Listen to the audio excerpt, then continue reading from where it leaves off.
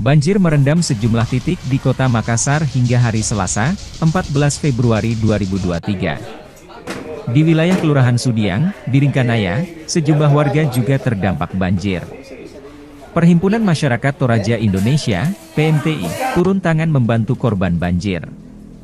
Puluhan paket sembako disalurkan kepada masyarakat yang membutuhkan. Sembako tersebut terdiri dari beras, telur, minyak hingga mie instan. Posko dapur umum juga dibuka untuk masyarakat sekitar Sudiang. Dapur umum ini dipusatkan di Gereja Toraja Klasis Makassar Jemaat Sudiang.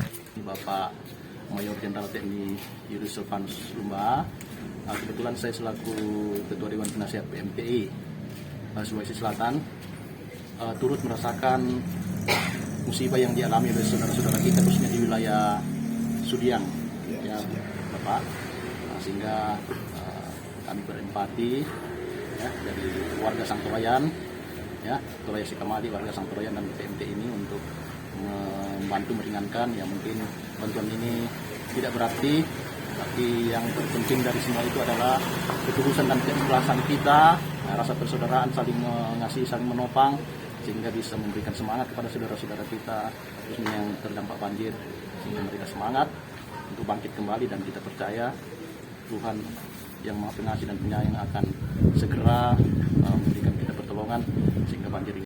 PMTI mengerahkan sejumlah ibu-ibu untuk standby di posko memasak makanan. Makanan ini pun diberikan secara gratis bagi masyarakat. Selain posko dapur umum, PMTI juga mengerahkan 2 perahu karet. Salah satunya ditempatkan sekitar wilayah Sudiang.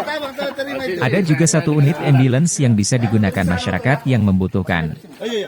Diketahui, Kecamatan Biringkanaya termasuk wilayah yang terdampak banjir.